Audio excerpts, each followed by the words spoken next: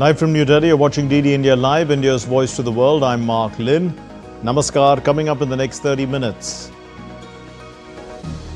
Prime Minister Narendra Modi arrives in Brasilia after attending the 17th BRICS summit in Rio de Janeiro. The Prime Minister will hold bilateral talks with the President of Brazil, Lula da Silva, on key areas of cooperation. BRICS leaders have pushed for empowering the Global South, also for reforms and responsible AI. Prime Minister Modi has urged for a lead-by-example approach. He also says that for India, climate justice is not an option, it's a moral duty. And both Trump and Netanyahu express optimism of a ceasefire in Gaza as Netanyahu is set to visit the White House today.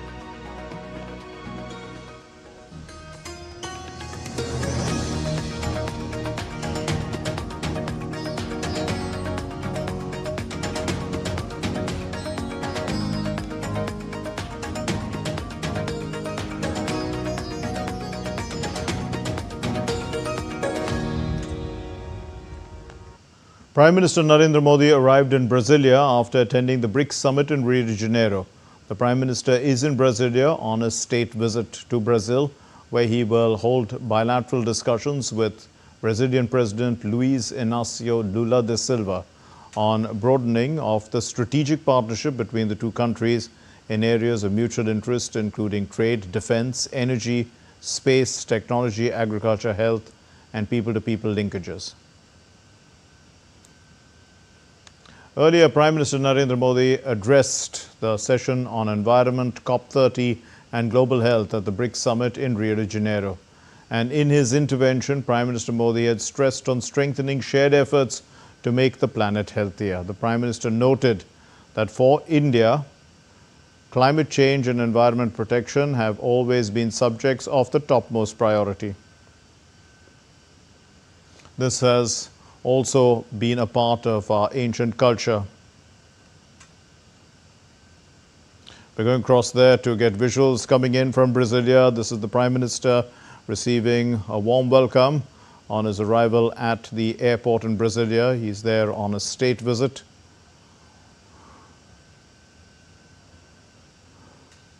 India and Brazil have a strategic partnership.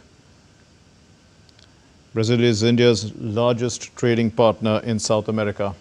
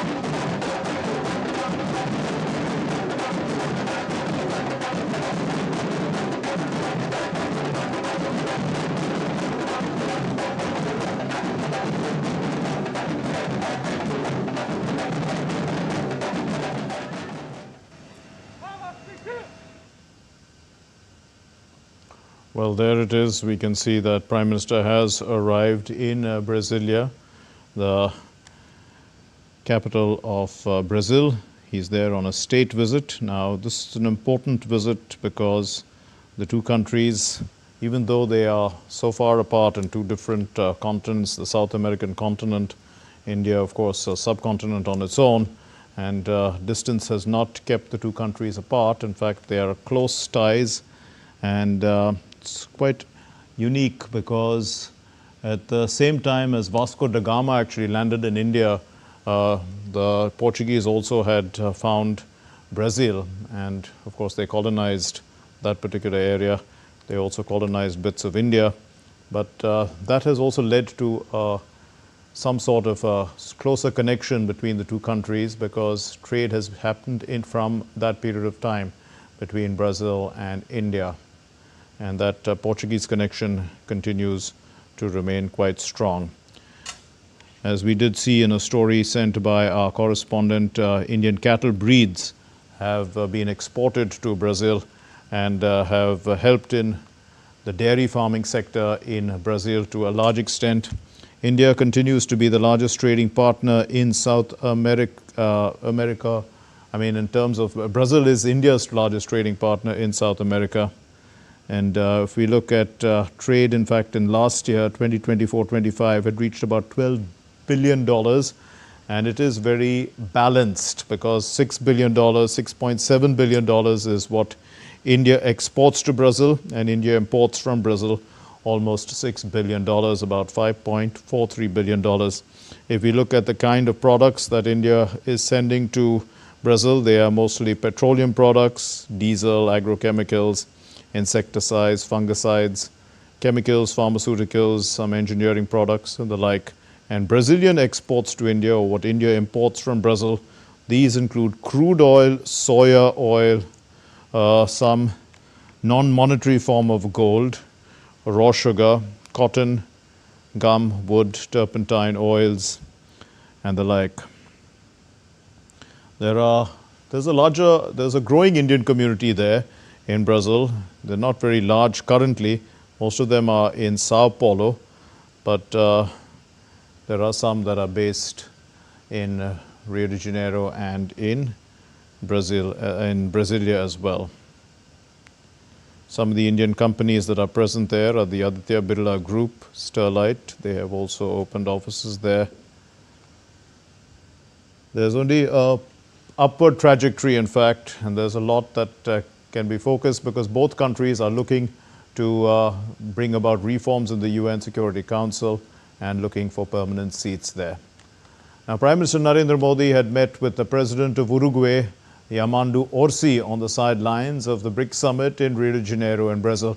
The two leaders held discussions covering the full spectrum of bilateral relations. A key area of discussion was strengthening bilateral trade and investment. Both sides expressed interest in the expansion of the India-Mercosur preferential trade agreement, aiming to unlock greater economic potential and trade complementarities.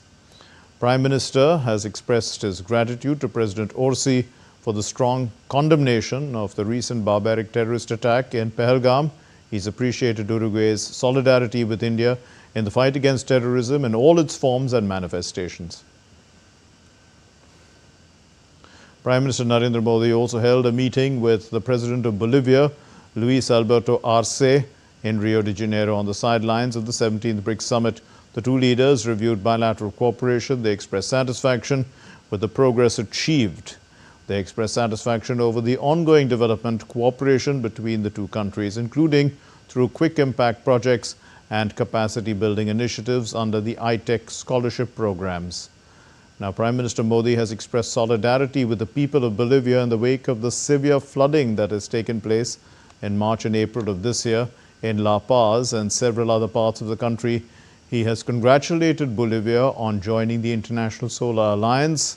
Prime Minister conveyed his best wishes on the historic occasion of Bolivia's 200 years of independence as well.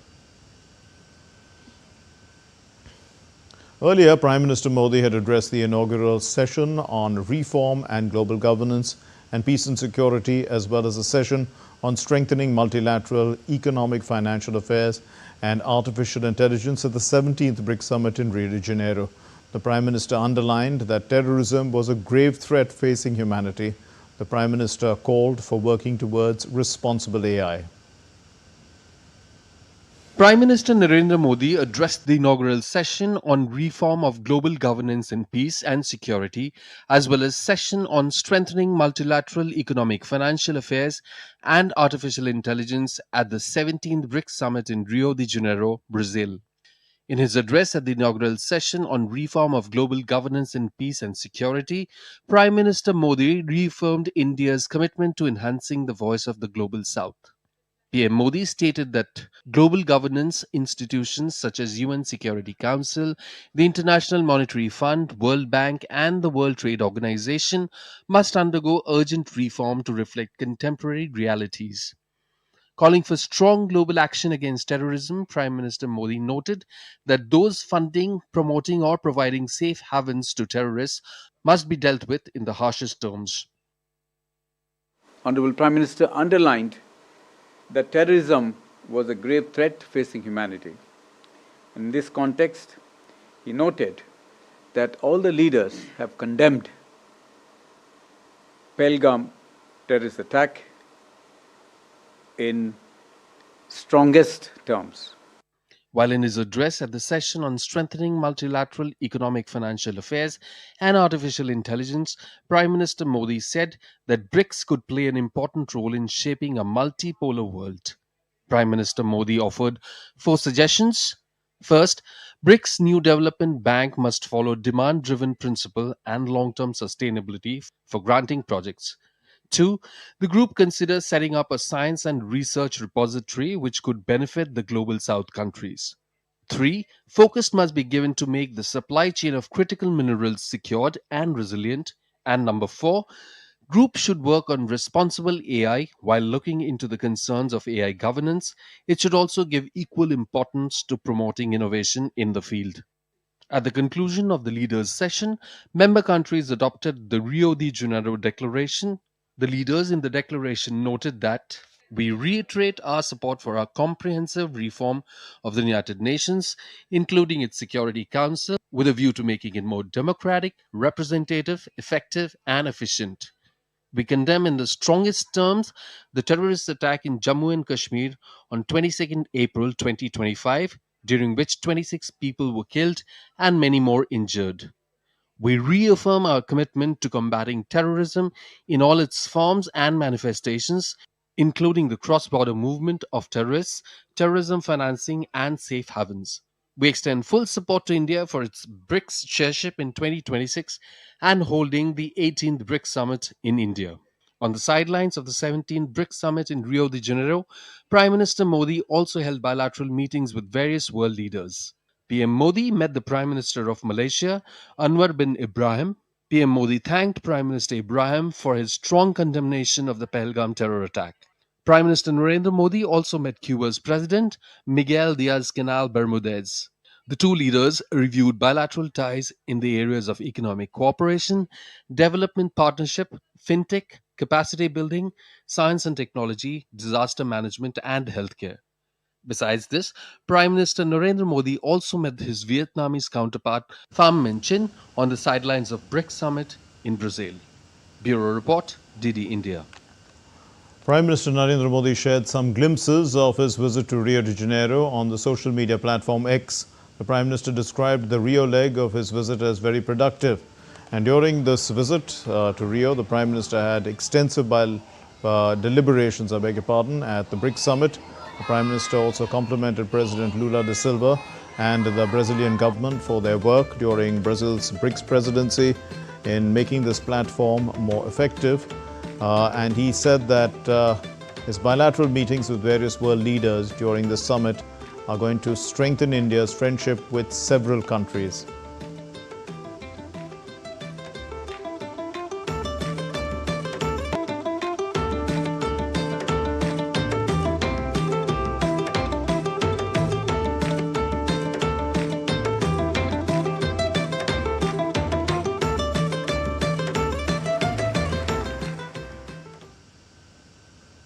Well, a story that spans continents and cultures, a royal gift that changed the course of dairy farming in an entire country. DD India's Meghna Dev traces the legacy of Krishna, the bull that bridged two nations. Here's that story. A unique initiative connects Bhavnagar in Gujarat to the distant land of Brazil. The Gir bull named Krishna was given to Brazil by the then Maharaja of Bhavnagar as a gift, which sowed seeds of white revolution, of dairy revolution in Latin America. What began as a royal gift in 1960 has now blossomed into a global partnership. In the land of Bhavnagar, Gujarat, a bull named Krishna embarked on a journey beyond borders 65 years ago. Gifted to Brazil in 1960 by the Maharaja of Bhavnagar to Celson Garcia Cid, a cattle baron, this bull was not just an animal but a symbol of India's cultural ethos. The bull belonging to the Gir breed is known for its resilience, high milk yield and spiritual significance, especially in the Vaishnavite tradition where cows are considered companions of Lord Krishna. India gifted Gir and Kankrej, two breeds of cows, to Brazil, and since then Brazil has done tremendous development, tremendous scientific development to crossbreed and better these cows to produce more milk, and that is how we are talking about white revolution in Brazil. It was the Maharaja of Bhavnagar, Maharaja Krishna Kumar Singh Ji Gohil, who was very kind to gift the Gir cattle, precisely a Gir bull, to the Brazilian gentleman we very fondly remember as Celso Garcia Cid. And it is this relation that has helped us maintain a very, very good relationship with the people of Brazil till today. One gift from Bhavnagar has helped Brazil in a tremendous way in terms of the income that they've made from the dairy and how well they've utilized it. Brazil has been a consistent admirer of Indian indigenous cattle breeds. Over the years, the country has developed one of the largest Gir cattle populations outside India, originally imported from Gujarat. These cows now play a key role in Brazil's dairy industry. My grandfather bought some cows from Maharaja and very good bulls too. And he brought Krishna to Brazil, but unfortunately Krishna died in 1961. But he left a very good son called Krishna Sakina. Now we have thousands of descendants of Krishna Sakina. We thank India for this magnificent gift. From Bhavnagar to Brazil, this was the journey of a bull named Krishna. The gesture was more than diplomacy. It's a living emblem of India's philosophy of Vasudhaiva Kutumbakam. The world is one family. Meghna Dev's report for DD India. Still to come here on this edition of DD India Live. 11 dead in Kenya during protests after heavy police deployment. And rescuers search for the missing girls as Texas, the flood toll there has reached 90.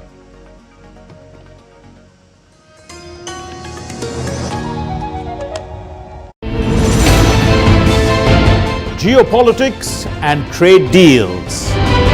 Economic challenges amid development. Hard work and the path to prosperity. It's the economy, always. Between walkers, money is what money does and says. Supply creates its own demand. Between the bulls pulls and bears tears.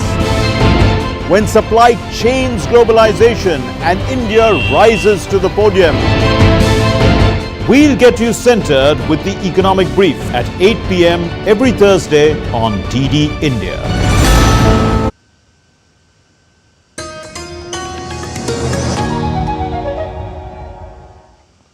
You're watching DD India Live. I'm Mark Lin. The US President Donald Trump has announced 25% tariffs on imports from Japan and South Korea, effective from the 1st of August, in letters shared on his Truth Social platform. Now, he has warned any retaliatory tariff increases are going to be met with equivalent hikes. Currently, under a 10% levy, both nations risk higher rates amid stalled negotiations. Donald Trump extended the original July 9 tariff deadline to allow more time for talks. Around a dozen other countries are expected to receive similar warnings. These measures are part of a broader tariff campaign, which with deals only reached so far with the UK and Vietnam.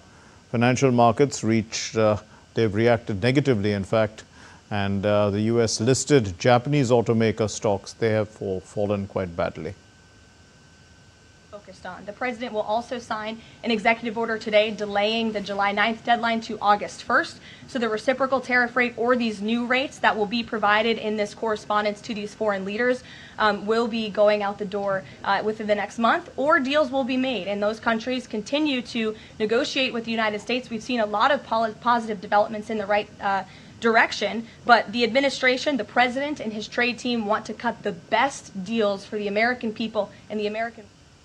Well, the European Commission President Ursula von der Leyen said on Monday that the European Union must show strength in ongoing trade talks with the United States. Her comments come as von der Leyen will face a European Parliament no-confidence vote. This is going to happen on Thursday. This is the latest challenge to the European Commission President. When the Commission sits down with the United States to negotiate on trade and tariffs, Europe must show strength. When we stand up for Ukraine's future, Europe must show strength. Or when we go to China to defend our interests, Europe must show strength. And this strength only comes through our unity. So let us come together. Let us keep delivering for Europe. Long live Europe. After 21 months of conflict, there is growing hope for a new ceasefire in Gaza as the US President Donald Trump and the Israeli Prime Minister Benjamin Netanyahu are set to meet in the White House on Monday. Now, this is the Israeli Prime Minister's third visit since Trump returned to power in January. A US-backed ceasefire proposal would pause the war, free Israeli hostages and send much-needed aid flooding into Gaza. It also aims to open broader talks about ending the conflict. The hope for a ceasefire between Israel and Gaza is riding high as Trump said that there is a good chance of a hostage deal ahead of Netanyahu's meet. I think we're close to a deal on Gaza. We could have it this week. I think there's a good chance we have a deal with Hamas during the coming week, pertaining to quite a few of the hostages. Yeah. You know, we've gotten a lot of the hostages out, but pertaining to the remaining hostages, quite a few of them will be coming out. We think we'll have that done this week. Well, Prime Minister Netanyahu said that the Israeli negotiators, they've been given a clear instruction. They are supposed to achieve a ceasefire under conditions that Israel has accepted. This is an opportunity to expand the circle of peace far beyond what we could have imagined before. We've already transformed the face of Middle East beyond recognition, and we have the opportunity and ability to change it even more and bring a great future to the state of Israel, the people of Israel, and the entire Middle East. We are working to achieve the deal that has been discussed under the conditions we have agreed to.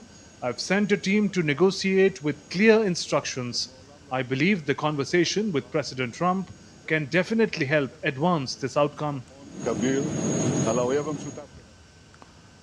Meanwhile, Israel and Hamas, they are set to hold indirect talks in Qatar for a second day on Monday, aimed at securing a ceasefire and a hostage deal in Gaza.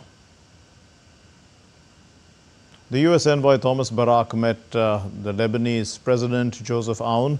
This happened at the presidential palace in Beirut. The U.S. envoy Barak, he said that he was satisfied with the Lebanese government's proposal. This is to disarm the militant group Hezbollah. Now, he also said that Washington is ready to help the small nation, the crisis-hit nation is what he called it, to emerge from its long-running political and economic crises. What the government gave us was something spectacular. In a very short period of time, in a very complicated manner, I'm unbelievably satisfied with the response. Now what it takes is a parry and thrust to the details, which we're going to do. We're both committed to get to the details and get a resolution. So I'm hopeful. I'm very, very hopeful. 11 people died across Kenya during the anti-government demonstrations on Monday, following clashes between police and protesters in the capital, Nairobi's outskirts. The death of the blogger Albert Ojwang in police custody last month has given fresh impetus to the protests, fueling anger against the authorities and bringing hundreds onto the streets. Kenya's police said 11 people had died and 52 officers had been injured. It did not say who was responsible for the killings. Now, the police used tear gas, water cannons on Monday. They were trying to disperse hundreds of demonstrators advancing along a road connecting Kangemi, and this is to downtown Nairobi. The government-funded Kenya National Commission on Human Rights, they have said that they saw numerous hooded officers. They were not in uniform. They were traveling in unmarked vehicles as well. Well, that's all we have in this edition of DD India Live. Let's know your thoughts on the news of the day. For those of you on the go, get the latest news and updates from India and across the world on the DD India mobile app. It's available on Android and iOS platforms. Scan the QR code and download it now. We'll be back with more news as it breaks here on DD India. My name is Mark Lin. Thank you very much for watching DD India Live. Namaskar.